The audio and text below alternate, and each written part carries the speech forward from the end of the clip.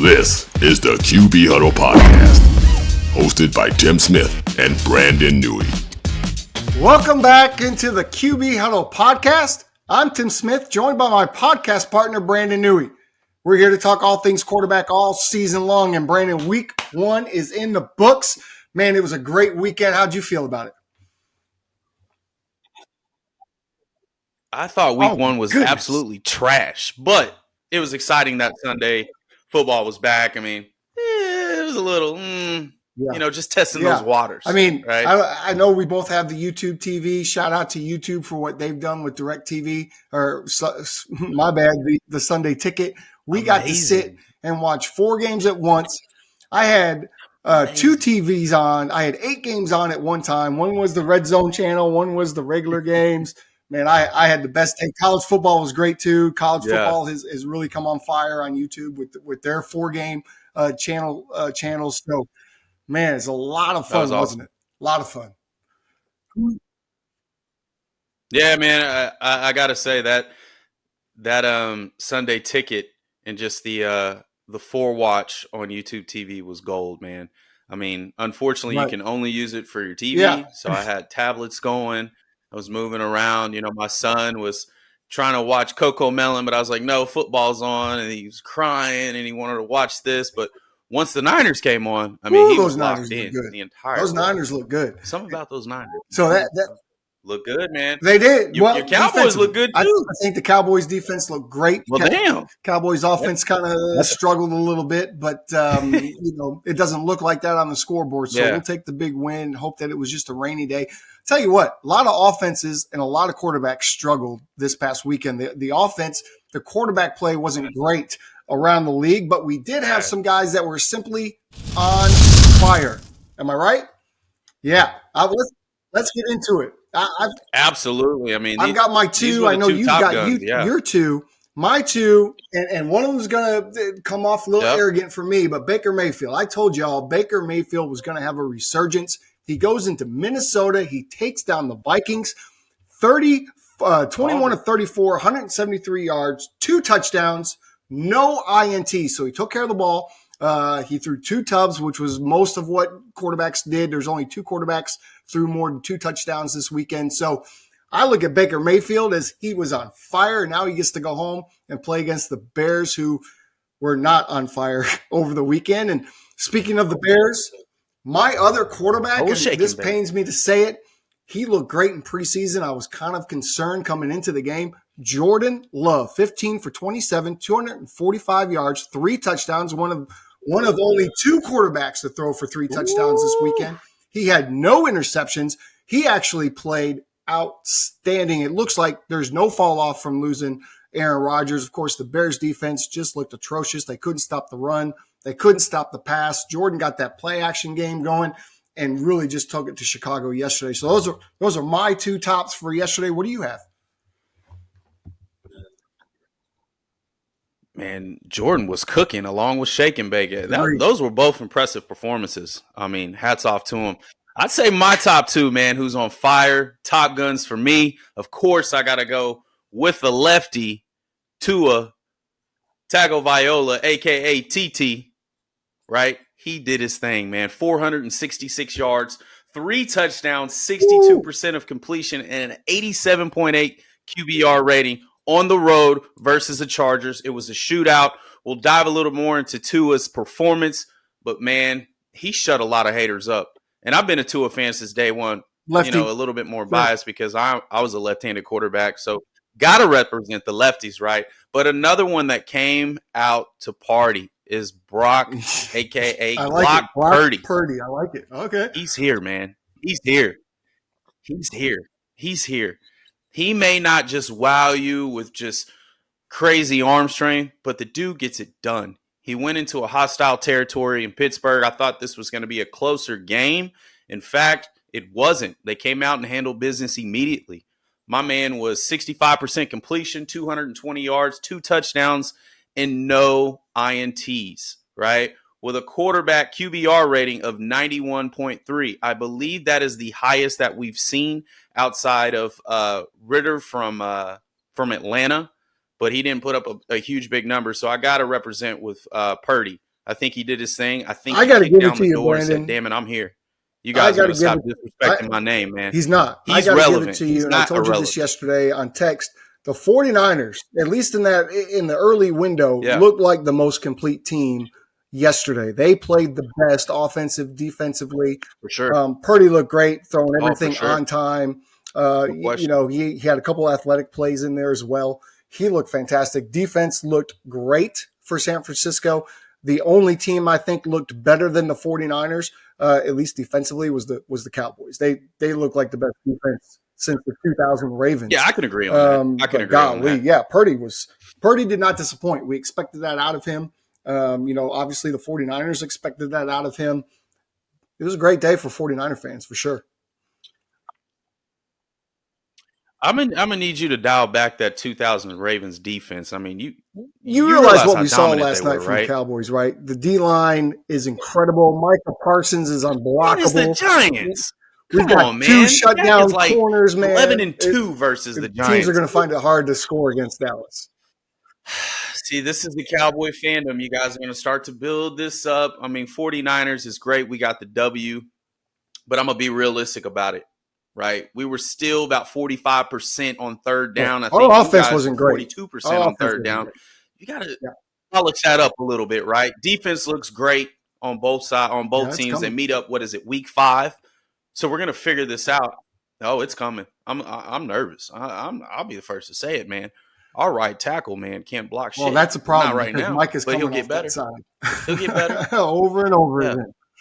So let's. We talked about the good, man. Who was your garbage juice this weekend, Brandon? And we're gonna go through this every week. We talked about the good. Who was on fire? Who's in the garbage juice bucket for you this weekend? Yeah, these quarterbacks played absolutely ass, but I'm going to start out first, man. Ryan Tannehill, brother, you got to go. As a semi-Titans fan, I grew up in the McNair era, so I fell in love with them. Steve Young was out of the league. I was a young kid. I really focused in on Steve McNair. That was my guy. We're still trying to find Steve McNair still. I think we may have him with Willis. I think you're. I don't know if Vrabel wants to make that move right now. But going back to Tanny Poo, it's not even Tanny Hill no more. It's Tanny Poo.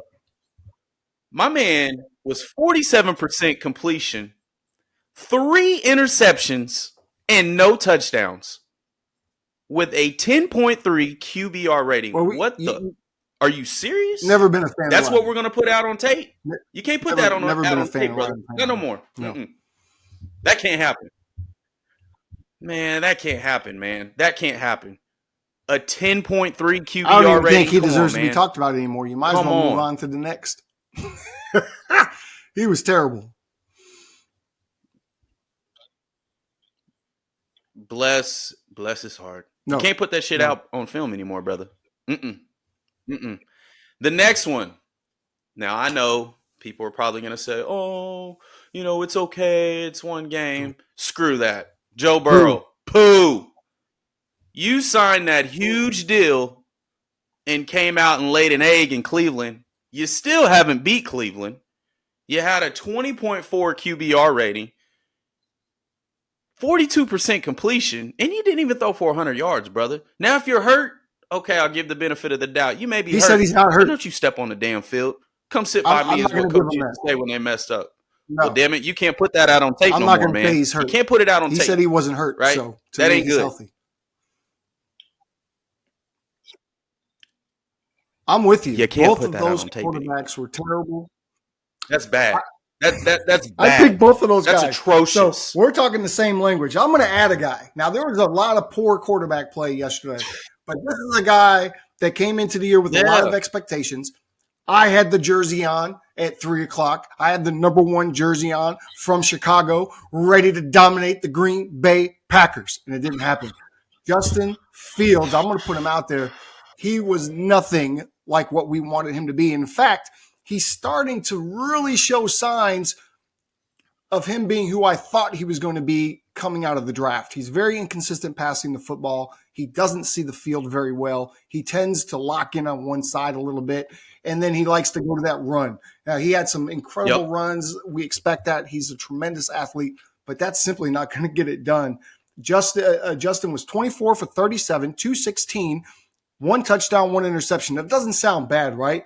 But if you watch the game, it was a lot worse than that. Doesn't sound bad at all. Completing his passes. Most of his passes he completed were screens and checkdowns, and I'm all for that. But, I mean, you've got some guys like Mooney, DJ, who can get loose in that secondary, and Justin's just not seeing the field. I'm excited to see when the All-22 comes out because I want to watch some of that to see exactly what he's missing on.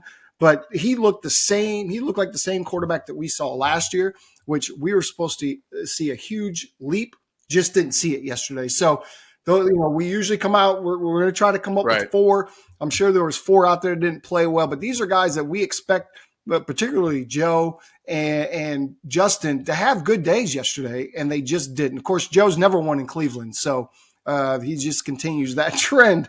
So, Brandon, we talked about that. We talked about who was good, who was bad. But now this is the fun part to me. Who surprised us? Who stepped up and played better than what we thought they would? And I'm going to start the train with Jared Goff. He was steady all night in Kansas City, 22 of 35, 253, 1 touchdown. The big number, no interceptions for Jared Goff. He was incredible off play action. That's one thing the Lions did. They got that run game going. They controlled the clock best they could. And then they started getting that play action, dig across the middle. He hit about 4 of those, Jared did. He was calm. He was steady. He was confident. He made a drive in the fourth quarter to get the lead. Man, that defense we knew was going to come, right? But Jared Goff, to me, he surprised me. He played a lot better than I thought he would. We know Detroit's got a good defense, but Jared Goff really did his thing to pull off that win in Kansas City. The next guy, Anthony Richardson. Yes, they lost. The Colts lost yesterday, but they played the Jaguars, who, by the way, were a playoff team a year ago, who won a playoff game. They were in the fourth quarter winning that game. Of course, Richardson throws the late fourth quarter interception, but that's okay. We expect that. 24 for 37, 223, 1 touchdown, the 1 interception. But he had a lead in the fourth quarter, right? As a rookie, I saw a lot out of him. The one thing I'm going to say, slide, my man. You got to slide. He took some big hits yesterday, particularly in the fourth quarter. He took a big shot, made him a little woozy. My man, you got to protect yourself. Big kid, but you got to learn how to slide. So those are my 2 surprises of the weekend. Who surprised you, my man? Those were great ones. I mean, going back to Anthony Richardson, he played much better than I expected, right? But he's got to get down. He's a big kid. Yeah. They're really going to hit him, okay? He's a quarterback, looks like a DN, I think for me right now, the biggest one of it was a huge question, and I put this out on TikTok, as far as quarterback surprises, even though I missed, with Justin Fields is just not getting it done. Didn't look good, or was it the Green Bay defense, right? Was the Green Bay defense really that good? Are they still legit? XO reminded us back in the couch coach that, hey, they're still the same team. They look like it. Now, getting off topic, I just want to go to Jordan Love's debut, on the road in Chicago, one of the oldest rivalries in NFL. This is his first big game after the Rodgers era. Can he get it done? My man looked calm, very in control, right? I don't think he turned the ball over once. I think he was extremely efficient. I think he made smart plays. 245 yards passing, 3 touchdowns. That was very impressive. Very impressive. And he actually threw for 245, something Rodgers didn't really do all the time. Rodgers, that was a heavy run, though, right? I mean, he was throwing probably maybe 200 a game, wasn't the best fantasy quarterback. Even he's probably the most talented thrower that we've ever seen, in my personal opinion. But I think Jordan Love's debut was really good. And how about Jared Goff? I mean, you attested to that. For me, I had Jared Goff, getting it done on the road in Arrowhead, stealing Mahomes' shine, They're putting up the Super Bowl banner, and they're like, hey, wait a minute. You still got to play a football game. Jared Goff came to play. Despite getting a lot of balls, they were batted down. I was just questioning some of that, but he hung in there. He started making some moves, drove them down the field on some clutch situations. I think Jared Goff really impressed us. Let me I ask you mean, a from question, Brandon. both of our standings. To you, are the Lions Cinderella and they're going to get their Yes. slipper next week and turn back into the pumpkin that we know the Lions to be? Or was this the coming out party and the Lions letting everybody know that they're here for real? They're here to compete for that NFC North title. This is a different team, brother. They're in. It's going to be between them and the Green Bay Packers right now. And Minnesota, obviously, Minnesota showed a great side as far as defense, but unfortunately, some things happen. I know Stefan's so sad right now. We told him Baker was coming. Can make it back up. So for the I said Lions we told to be as Stefan good- Baker was Go coming. ahead. So, I mean, he may have woke up yesterday XO and felt like the Vikings were going to get that easy win. But Baker was coming. Yeah. Nah, absolutely not. And I think the Lions, man, I think the Lions are here to stay. I think it's a different attitude. I think every time you play the Lions, you can't overlook them. This isn't the same team, and I'm shocked we're actually talking about them because I haven't seen them win a playoff game in over 20 years. These are not your grandfather's Lions. You're right. That's pretty bad, man. So, hey, yeah, kudos to Jared Goff and that staff, man, and that entire team. I think they play with a great tenacity, and I think they're going to make some moves, especially in the North. The North is weak to me, and I've said that in the beginning, and I'm just thinking it may still not be the dominant North it once was, in the past. But I think right now it's up for grabs. The North is man. up for grabs. It really is. It's a weird division. I think the Bears, based on what I saw yesterday with that defense, maybe not going to be in it, but the Vikings certainly will be. The Lions and the Packers both looked good yesterday. So I think that's a 3-team race unless the Bears can get off the schneid here and get their shit together. So yesterday we saw Tom Brady go into Foxborough, and we saw Robert Kraft say, "Hey, we're going to completely pass up the 5-year wait, and we're going to put you in the New England Patriots Hall of Fame next year." And man, for 20 years, you and I sat there and watched Tom Brady and watched all the Brady moments. And so he may be retired, but nobody had Brady moments like Brady, right? So we want to talk about Brady moments this weekend. There wasn't many of them. I think we both agree there was one distinct Brady moment. And because this is your guy, Brandon, I'm going to let you run with it. Talk to us about Tua's Brady moment yesterday. Nice. And most people don't know, me and you kind of came up with this nickname. Hey, this could be your Brady moment. And we used to say it even when we played ball, right? And what that means is when the game's on the line and you have the ball last, you drive down the field and you win the game. I mean, we were so spoiled by seeing Tom Brady do that over and over and over again. Back in the day, it was John Elway, right? He used to have those crazy comebacks, right? But the Brady moment for me this week goes out to Tua. I think what Tua did, despite all the media criticism of him gaining a little bit more weight, I think Ryan Clark said something about he looks like a stripper in Atlanta.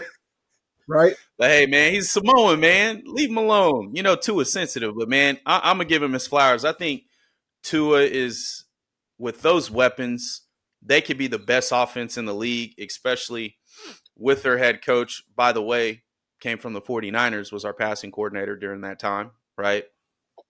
I think they got an opportunity. I think they do. I think they stole one from the Chargers. Last year, the Chargers gave Tua fits. He found ways to adjust it, despite the one pick. I mean, that was earlier in the game. But I think he showed a lot of grit and resilience in driving down the field, making Tyreek really look like a receiver god yesterday. I mean, by the way, I had him on fantasy. Had him on my fantasy team. My man got me 52 points. Well, you talk about that drive. Crazy, right? We definitely want to break down that drive because you've got the Dolphins, right? They're behind in the game. You're on the road in LA. Now, I'm going to say this out loud. Same old Chargers. Justin Herbert had a great day yesterday.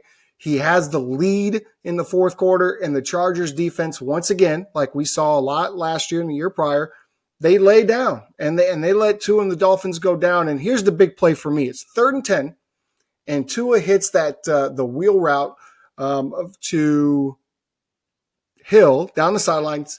It's a 10-play, 75-yard drive, but he hit Hill for a 50-yard pass down that sideline on 3rd and 10. It was 47 yards, I think it was. And then he hit him again on the 3rd and 4 pass for the touchdown, right? Tua was incredible on the final drive. He was really good all day, as you mentioned.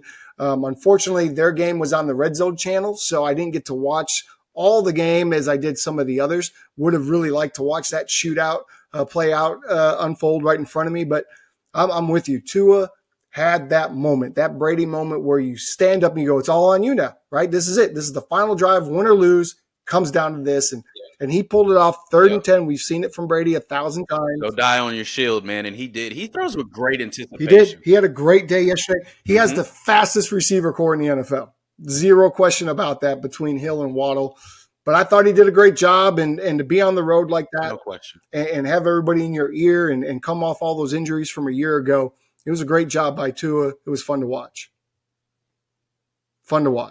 So, yeah, it was real fun to watch. That Dolphins team is going to be very exciting this year. Just keep them healthy, man, and you'll see a lot of improvement. Week 1 isn't done. We've got a big game tonight, big quarterback matchup between Josh Allen and Aaron Rodgers. We'll probably break that down next week, let that game play out. But let's talk about the matchups that are coming out for week 2. I have 2 matchups that I'm looking at that are, one might be a little bit under the radar. I think the other one people might be looking for. The first one I'm going to give you, Brandon, is the rookie watch. Anthony Richardson, who is 24-37, 223, 1 touchdown, 1 pick, is going to visit the Texans and C.J. Stroud, who is 28-44. That's way too many passes for the rookie. 0 touchdowns, but 0 interceptions, so he took care of the ball somewhat. The Colts are a better team to me, but one of these rookies is going to get their first win. So to me, that's a huge matchup because it's going to set the stage for one of these rookies to move forward and be 1-1 going into week 3. So to me, that's a huge one. The other one I'm going to give you is going to be a mainstream matchup that I'm looking for. Chiefs go to Jacksonville. Jacksonville coming off the big win in Indianapolis. Colts, the Chiefs coming off their loss. The Chiefs could be 0-2 by the end of the weekend, Brandon. Ooh. So these are two. It's possible. Both Mahomes and Trevor were similar in their numbers. Both threw 2 touchdowns. Both threw 1 interception. It's going to be a tough one for the Chiefs, I think, going on the road into Trevor Lawrence's house, where the Jacksonville is coming off of good momentum, getting that road win. They're a playoff team. They're looking to win their division. It's very, very weak, I think.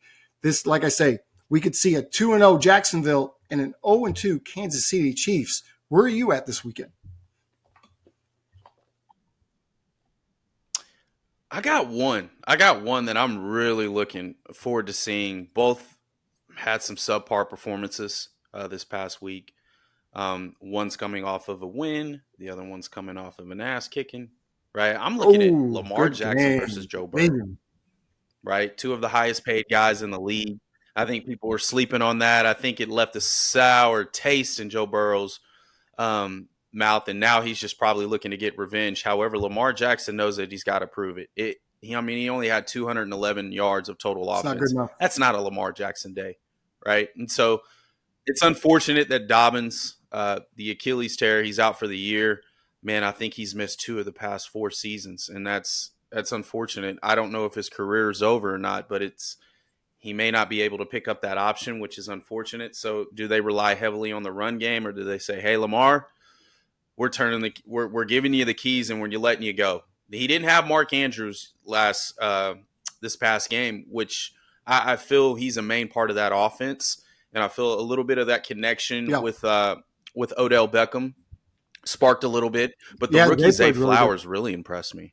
I think he's going to lean heavily on him, especially inserting Mark Andrews back to the offense.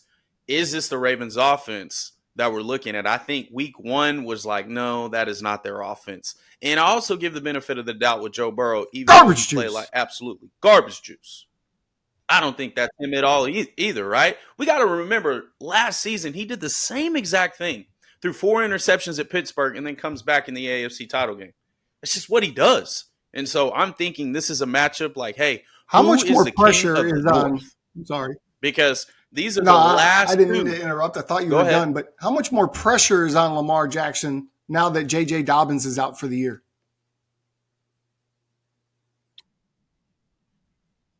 J.K. Dobbins, I think it's a lot of pressure. I think when you sign over a $200 million deal, it's going to be a lot of pressure. I mean, I'm not a big fan of paying these quarterbacks over $100 million deals. I've never been a fan, and we'll probably break that down on a segment because you got to really filter your team. You're only as good as those guys out there for you, right? I always say you got the best seat in the house. You just deliver the mail and watch the skilled players do the cool shit, right? But I think right now Lamar Jackson has a tremendous amount of pressure along with Joe Burrow, right? These are the last two division winners since the Ben Roethlisberger era. So we got to look at it. And also, is Cleveland, are they going to step up? They have an opportunity to, I'm looking at this other game, Deshaun Watson versus Kenny Pickett. I mean, not a lot of people's talking about it. Yes, Kenny laid an egg. It wasn't too bad, but those 2 interceptions killed him. But is Deshaun Watson getting back to form? I think the Cleveland Browns had a dominant defense, right, against Joe Burrow. I think they go into Heinz Field and dominate again, right? Those are the 2 matches that I'm really looking forward to. But currently right now, outside of that, let's dive back into who will have the best week and why, okay? My pick is going to be Deshaun Watson versus Pittsburgh. I think he builds off that momentum despite the rainy game, right? He had a rainy game, right? He had a night. It was decent. It wasn't Deshaun Watson-esque, but you could tell he's starting to get his confidence back. His team's really getting behind him. The city was even cheering for him despite all the creepy shit, right? Now you can just get back to playing ball because, unfortunately, with that situation, winning cures all. And if he can get these guys to 2-0, look out. Yeah, I like that pick. That's my pick. What about you? What I saw from Pittsburgh yesterday was abysmal, and I expect Cleveland to go in there and own Heinz Field or whatever they're calling it these days. And Cleveland to me stood up, rose their hand yesterday, and said, "Hey, we can win this division. Don't forget about us." I'm going to go with Baker Mayfield. We'll have a monster week versus the Chicago Bears. I love the Bears. I'm a Bears fan, but I love Baker too. But I'm just talking all facts. No emotion here. The Bears defense was one of 2 defenses to give up 3 touchdown passes in week 1 to a quarterback that's been sitting and waiting. So how prepared are you? You had to go out and beat Green Bay yesterday. Yep. You didn't. Now you've got to go down to Tampa. Coming off a solid game in Minnesota, Baker Mayfield, I expect could have 3 to 4 touchdown passes this week. The Chicago Bears were nothing short of embarrassing this past Sunday. So I expect Baker Mayfield to have a huge week number 2. And there's not going to be any talk about, is he the right guy? I think yesterday cemented that he's the right guy. And I think next week is just going to be a confirmation of that. Baker Mayfield will have a huge day versus the Bears next week. Now let's talk about who's going to struggle. And I got one for you. It might be a surprise because I got his jersey on right now. I'm repping Aaron Rodgers for tonight's game. But I think Aaron Rodgers is going to struggle coming into Dallas next week. He's got to play a defensive line that just eats the entire game. We know that offensive line from Hard Knocks, not very good. Aaron was in their ass the entire show. Now you've got to go against the best defense in the NFL. I'm going to be a little biased and say the best defense in the NFL. Micah Parsons is coming for you, bro. Aaron Rodgers, 40 years old. Maybe you should stay in New York this week. Let Zach Wilson take the snaps because this is going to be an ugly day for A-Rod and the Jets. What do you got? Yeah, sit your old ass down, man. That's going to be a long day. I agree with you on that. But my pick is Anthony Richardson versus Houston.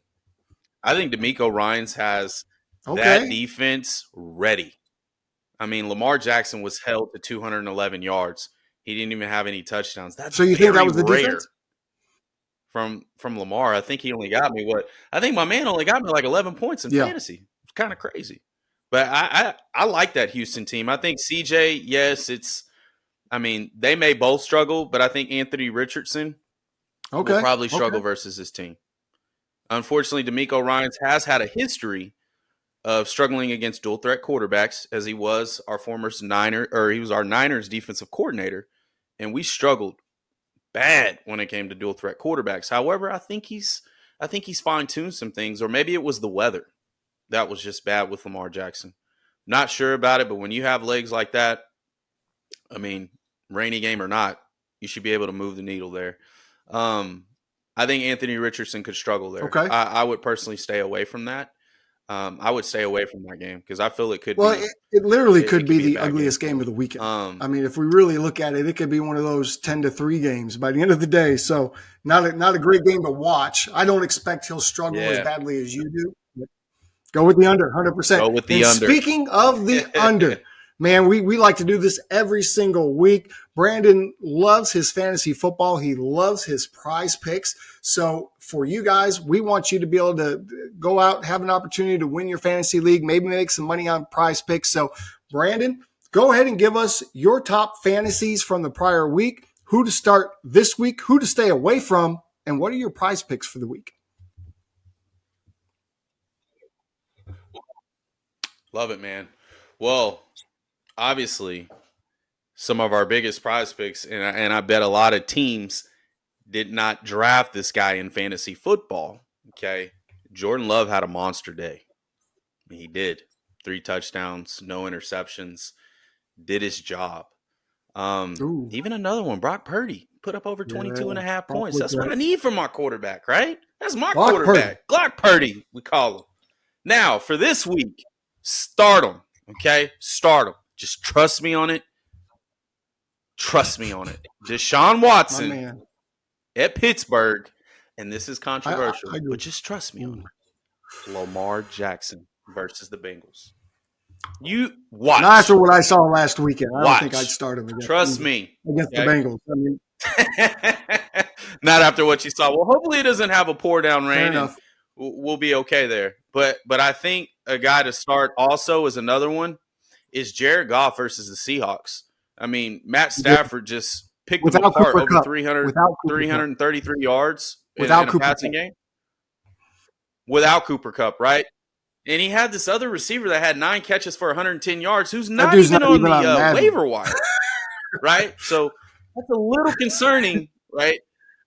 I tried to find him on the waiver wire, and I couldn't even find him. I was like, what the hell? This guy he's not even on the roster, right? He had 9 catches, 110 yards, right? But I think Goff can light that secondary up, and I'm thankful that the Seahawks are in the West because I'm watching these Seahawks. Yes, sir. We're coming. We coming. And what does Deion say? And it's Louis. I'm bringing my luggage. Believe? And it's Louis. I believe. Speaking of Colorado, I believe. And it's Louis. Now, 2 quarterbacks to stay away from. Kirk Cousins versus the Eagles. Long day for Kirk. I think that's going to be a nightmare for him. They don't play very well when they play the Eagles. And I also think Aaron Rodgers versus the Cowboys. A-Rod, sit your ass back in New York. Do not even show up. Do not show up. Not versus that defense. Good luck. You thought it was bad on Hard Knocks when you couldn't get anything going. It's going to be a long Wait till you see this team. And I can't stand them saying this right now. But I love it. Those boys, hey, you might have something there, man. You might have something. Now, as far as my 4-man pick parlay, give it to me. Hate to cut you off, Tim, on my 4-man pick parlay. You really got to stick to tonight. And the Jets versus the Bills is going to be interesting. I don't know how the weather is going to hold up, but based off what I saw last night, it may be bad. You may not get a lot of passing yards from these guys. Josh Allen right now is going for 253 yards and a half. I would put under on that because I don't know how the rain's going to hold up there. And Aaron Rodgers 232 passing yards. I would also stay under there. I'm going to really focus on the running game aspect of it, and I think Breece Hall at 33 and a half rushing yards, I think that's actually good. I think that's a great pick if you want to say, hey, he's going to hit 34 rushing yards. I think you have an opportunity to do this. I know this is what I'm going with here. And also I have, despite right now, a receiver I feel like, okay, he can make an impact. They got Garrett Wilson at 69 and a half. I'm just considering the weather. I would go with Gabriel Davis at 44 and a half. I mean, he's known to have some big games, some big pop. But if that guy can get over 50 or 45 receiving yards, you got an opportunity. That's a 4 pick for $100. You put $10 down, you win 100. I think that's an easy pick. I think we're going to put in the code, lock in on my Prize Picks code. Oh my I had goodness. an opportunity where I won $150 last night. That's the best way to watch football. Yeah, that's the best way to watch start of the season. Winning money. That's right. It's a great way to watch it, man. Great way to watch it. But when you're making these picks, guys, really look into the weather, because all on the East Coast we saw a lot of rainy games, right? So I think we're going to see the same exact thing. And we all know New York fields aren't very good. That field is a travesty, as we've seen so many injuries take place on that. I hope everybody stays injury free, because I feel these are the two of the best teams in the AFC right now. But hopefully the weather clears up and they're able to shoot it around a little bit. But I would say Prize Picks tonight, I would go under, but increase your rushing stats if you can, especially with Breece Hall. I think that'll be a solid pick there. And that's all I have, man. It was a good episode too, man. Episode 1 was awesome. So appreciate all the viewers, people who hit subscribe. You know, we're trying to get this thing going, ramped up, bringing you great content every time. So we really appreciate everybody who has liked and subscribed and shared the podcast. It's going to be an awesome it's going to be a great ride. The next 16 Yeah, we weeks. do. We appreciate everyone that's tuned in and taking a peek, and make sure to look for our videos that we do individually on Sunday mornings where we talk about some matchups. But that's going to do it for us for this week's edition of the QB Huddle podcast. Like, subscribe, share, and comment. Even if you don't agree, we want to hear from you. All right. Keep an eye for the Couch Coach podcast coming soon. And thank you for tuning in once again. Thank you to our incredible producer on the back end, Marcus Watson, for making us look prettier than we really are. For my podcast partner, Brandon Noohi, I'm Tim Smith. Yes. We'll see you next week on the QB Huddle podcast. See ya.